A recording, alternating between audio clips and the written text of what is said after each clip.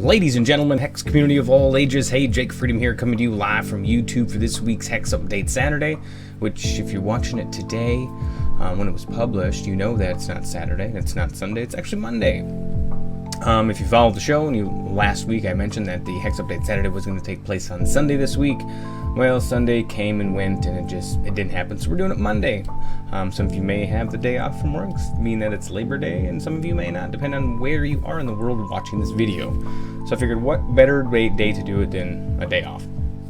So anyway, let's get on with the update. Most of you probably know this information by now, since it is, three days old.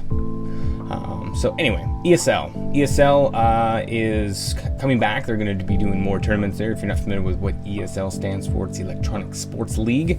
So the ESL team has done an excellent job with the Hex kickoff tournaments after receiving a lot of feedback from the community, and they've made some changes and they're ready to announce the next step in the HEX Beta Cup. So in order to participate in these tournaments here, you need to go and sign up with ESL. It's pretty easy to do. You go over there, sign up, give them your email address, your nickname, and basically you're done. You get an email, click register, and that's it. Sign up for a tournament, give them your Hex in-game name, and that's about it. So pretty easy to sign up to participate in these things here. And why? I don't see why not. The prize pool is kind of cool. First place, you get, they call them $100 plus 100 points, 36 packs. Second place, 75 points, 24 packs, things like that. Yeah, so the next one coming up is the 13th, next Sunday. So I've signed up for that one there, and we'll see what we can do. Why not? Might as well play in some more tournaments. The more you can play in, the better you're gonna get. Maybe practice makes perfect. No, not in these games. They do, but anyway. So yeah, the winner gets $100 and you get some points. And I think the points are used for at the end of the month. The end of the month tournaments. They really didn't. I didn't read into it a whole heck of a lot, but I think the points are used for the end of the month tournaments there. So at the end of every month, the top ranking players from each region advance to the finals for $250 up for grabs. The Beta Cup series ends by pitting the top all-time ranking players from each region against each other with $500 on the line. So that's what the points are for. Yeah, so I think that's pretty cool there. I'm going to participate in that and see what happens. So what update did we get from CZE this week? It's all about sound. They want to remind you of the free stress test tournament, which is obviously long gone by now. That was 2 days ago. That was on Saturday. But anyway, they go through, they interview the voice of Entrath, and his name is Todd Costello. It's pretty interesting to just go here and read some of the questions. I'm not going to read them all. It's a pretty long article here. There's a small video here, a short video that just goes through, and he talks about how they create a sound for a given card.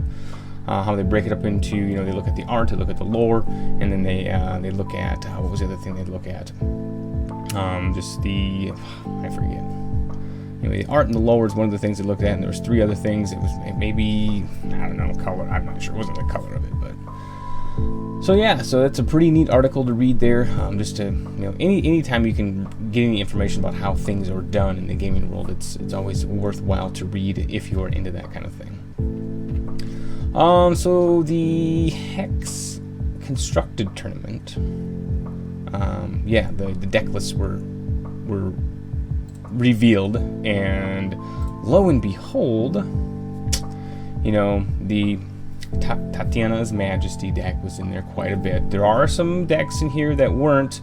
This Winter Moon deck, who's running Winter Moon, this one here is, I've played against this one when I was testing out my dinosaur deck, and it's pretty good. It basically uses Mass Polymorph Dingler, which was, didn't expect that one when I was playing against. I don't think I played against this guy, but I played against him when I was just testing.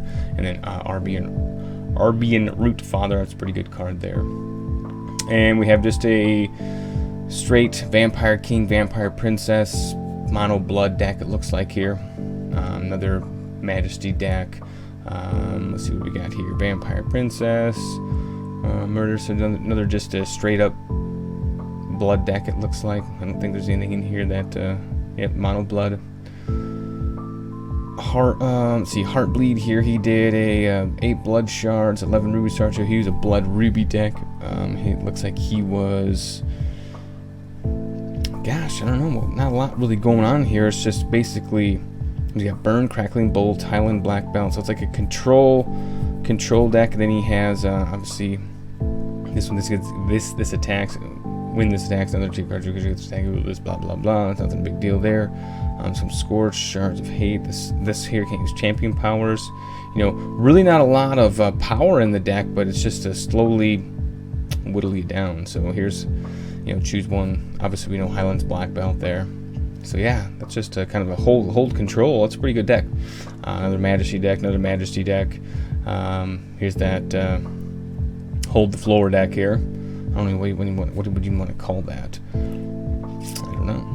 Another Majesty deck.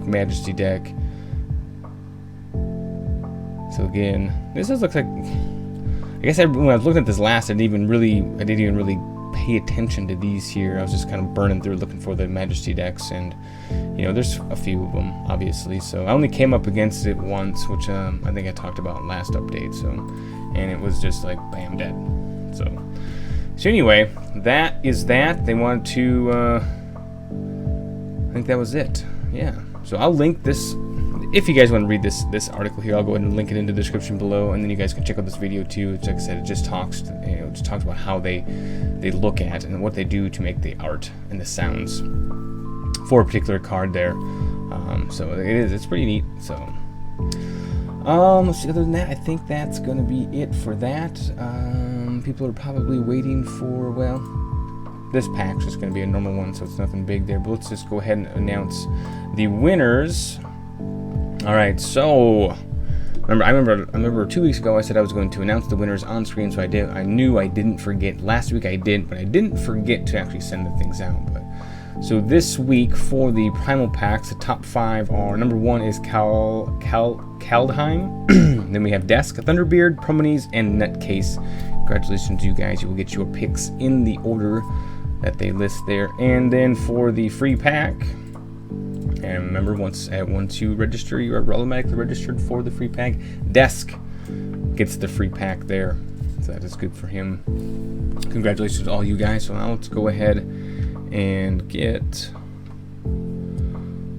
into the game here. Wait a second, bring this back up. There we go. That's a little better. Crack a pack. And 3, 2, 1, go. All right. So I doubt we're gonna get a legendary because we've been pretty fortunate on those, which we didn't, of course. So, comments we have Death Mask Assailant, Shadowblade Assassin, Spiritbound Spy, Eternal Ethereal Caller, Wrathwood Larch, Sepulture Bonewalker, Sepulchar, I don't know what to call that, Root Forge Regalia. That sounds like a sailing term, almost like regatta. Let's see what else we got here. We got Cariburo Healer. Some of these cards are just I mean, they're not hard to say. It's just mixing all words together. Cariburo Healer, something like that. Lunge. Lunge is not like a really cool card, but for some reason I really like the art, so I got that one as a full art card. It looks awesome. I don't know why. I like it.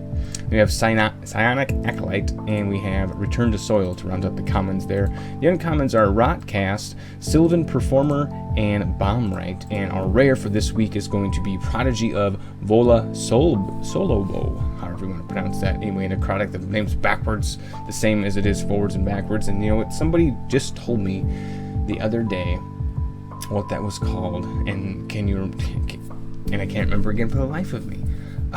One of you guys know out there. I know you do. It's